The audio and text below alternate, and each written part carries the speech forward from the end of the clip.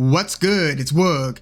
We have a undefeated top contender who is also one of the most visually and physically unusual attractions in the entire sport, taking on a pretty good fighter who is coming off the best and biggest win of his career. We have Sebastian Fundora, 20 wins, 0 losses, and 1 draw, taking on Brian Mendoza, 21 wins and 2 losses. This fight is taking place at the Dignity Health Sports Park in Carson, California. That's like 15-20 minutes from here. That is one of my favorite venues. It's one of those venues where you can get a really good seat for a really good fight. Maybe not a fight involving superstars, but a good fight for a fraction of what you would spend in some of the bigger venues. Like the last 2 fights I've seen in Carson have been Jermell Charlo versus Brian Castano 2, and then Regis Prograis versus Jose Zepeda. I got like near floor seats. They were basically floor seats and they were very inexpensive. So this fight is taking place at 154. Sebastian Fundora, as I said, is a top contender. He's undefeated and he is one of those must-see attractions in boxing. Like, remember when Paul the Punisher Williams was kind of looking like a freak of nature in the ring, in the weight classes that he was participating in? Now, Paul Williams was somehow listed at only 6'1", 6'2". I never bought that, but that's what he was listed at, and he was campaigning between 147 and 160. Sebastian Fundora is 6'5.5". He's almost the same height as Anthony Joshua, and he's participating in the 154-pound division. It's just one of these visually stunning things that you have to see to believe. I still don't know how he gets down to 154 and is able to perform in the way that he has, and is as durable, being so damn skinny as he's shown to be in some of these fights that he's been in versus Erickson Lubin, Sergio Garcia. He knocked out Nathaniel Gallimore in the 6th round. Like, Sebastian Fundora is pretty unbelievable. And I almost feel like people are just waiting for that fight where he just gets knocked out cold. I think that if people feel like it's not a matter of if, it's when. And it's also because of his fight style, where you would think that at 6'5.5", 6'6", he'd be keeping his opponents outside, out of range. But no, what opponents soon find out is, as they try to collapse the pocket, because, hey, I'm not going to have any success at range with this guy who's got an 80-inch reach to my, 72-inch reach. I'm just putting that, number out there. But it's when you come inside that you realize that that's actually where Sebastian Fundora wants you. And then he starts shortening up his punches, letting these like short hooks and uppercuts go.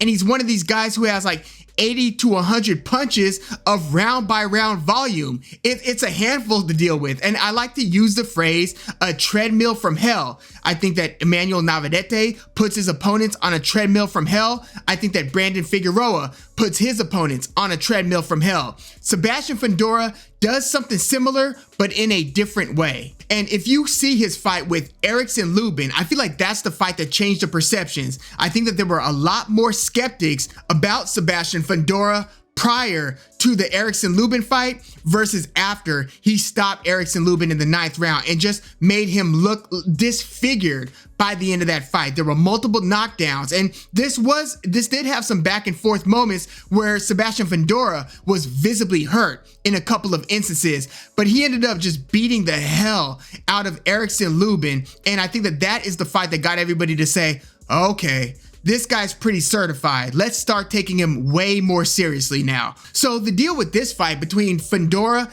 and Brian Mendoza is Sebastian Fundora has to fight somebody while he's waiting for his title shot. Now, I know that it sounds like he's entitled to a title shot, where it's like, hey, nobody's guaranteed a title shot. I mean, Sebastian Fundora hasn't beaten Brian Castano, but Brian Castano hasn't returned to the ring since losing that rematch to champion Jermell Charlo. And it's Tim Tszyu, after his stoppage win over Tony Harrison, who's next in line to challenge Jermell Charlo for all the belts at 154. But that hand injury to Jermell Charlo really set the division back in a way. And, it's through no direct fault of Jermell Charlo's. Like, I don't think that he was trying to delay the process in fighting Tim Tszyu. In fact, I hope that he recovers 100%, and I hope that he recovers soon. But it sounds like they're pushing the date back a few more months to where Tim Tszyu might take another fight before his championship challenge against Jermell Charlo. So it's just one of those unfortunate things. So Tim Tszyu might have to wait another few months, which means that Sebastian Fundora certainly has to do something, and that something right now is this fight against Brian Mendoza, who himself is coming off of a reputation-changing fight and win, but his came against Jason Rosario, who you might remember challenged Jermell Charlo for the world title, and it was Jason Rosario who was coming into that fight with multiple belts, having beaten and stopped Julian J. Rock Williams. But since that loss to Jermell Charlo, we have since seen Jason Rosario get stopped by Erickson Lubin, and then most recently against Brian Mendoza, who caught Jason Rosario with a beautiful uppercut to seal the deal. There were multiple knockdowns of Jason Rosario in that fight, and Jason Rosario after that fight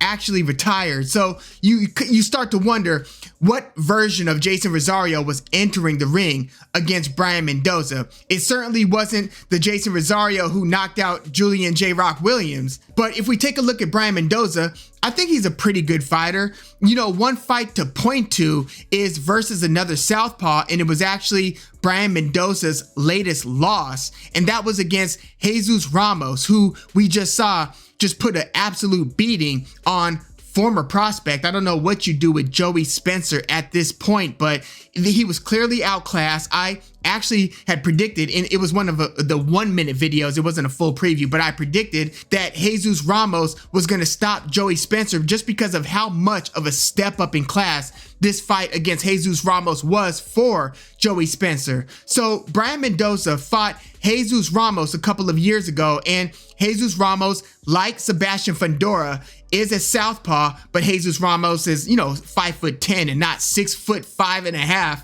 But it was a little bit interesting early, whereas in the second half of the fight, you started seeing Jesus Ramos start to beat up on Brian Mendoza tactically and just physically. And this was Jesus Ramos coming up in weight to fight Brian Mendoza, who was the true 154 pounder in that one. But Brian Mendoza, he's a pretty heavy hitter. He was moving a lot against Jesus Ramos and was having success early, but you started to see that he started to tire, and then the movement kind of lessened to where he was then forced into more of a fight, a tactical fight, but more of a fight that involved less movement against Jesus Ramos over the course of the second half.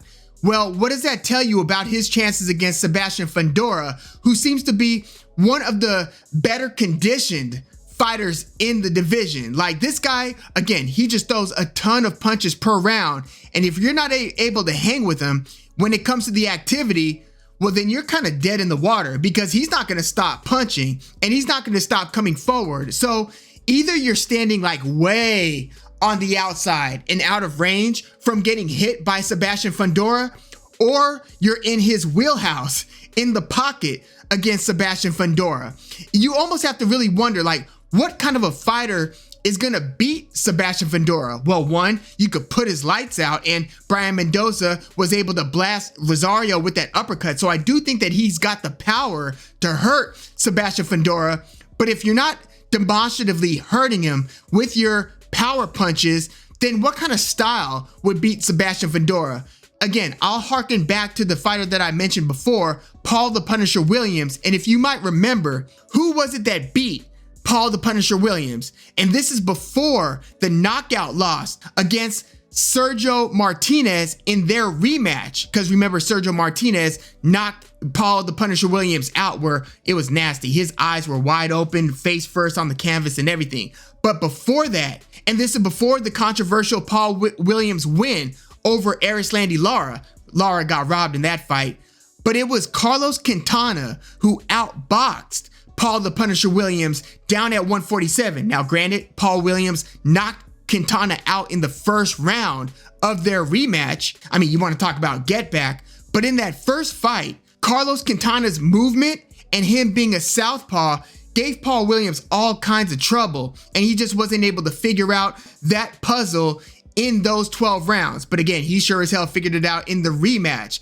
That's a bit different from the dynamics that I'm expecting to play out here, because one, it's Sebastian Fundora who's the southpaw in this one, and it's Brian Mendoza who's the orthodox. So Brian Mendoza, I think that he might have some success early when he moves around against Sebastian Fundora.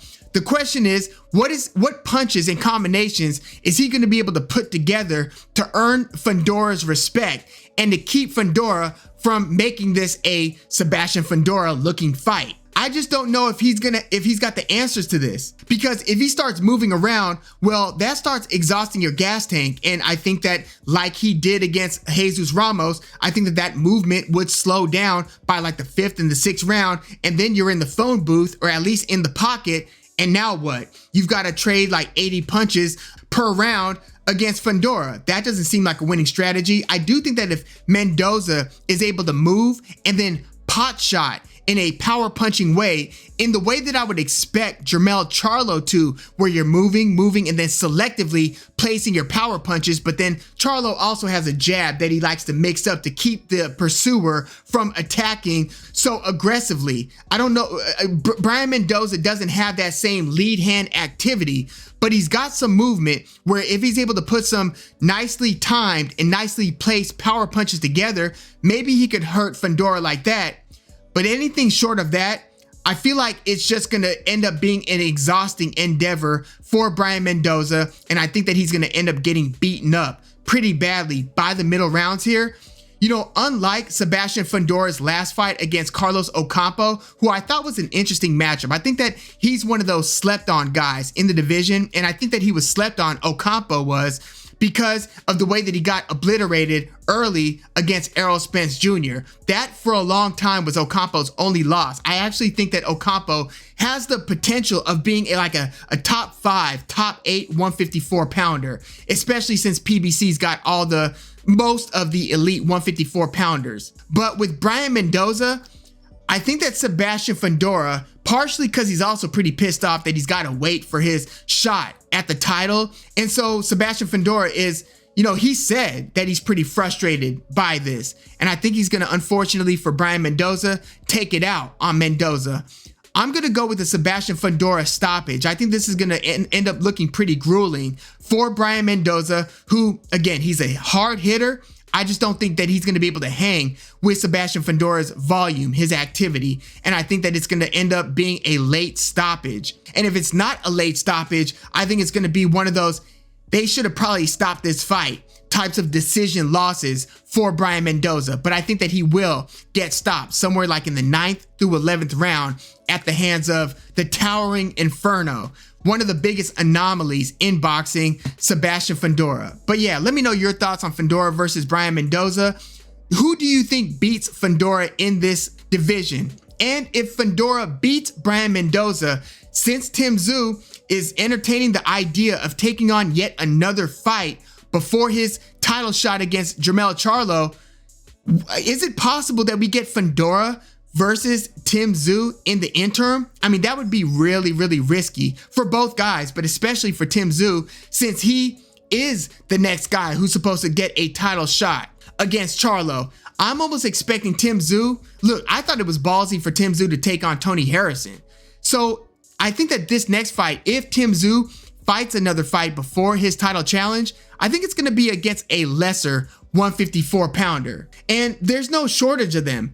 You know, those kind of mid-tier 154 pounders, I think that it's more likely that we get Tim Tszyu fighting one of them than for him to fight Sebastian Fundora. But if they were to make Sebastian Fundora versus Tim Tszyu, or I think it would be billed Tim Tszyu versus Sebastian Fundora, boy, would that be a treat for fight fans. But yeah, let me know your thoughts on this fight between Fundora and Mendoza. Who do you think will win and how? And what do you think the aftermath of that will be as it pertains to the 154 pound division? Please let me know your thoughts in the comments. Like the video, subscribe to the channel if you are into the fight talk. I'm Woog. Thanks for tuning in.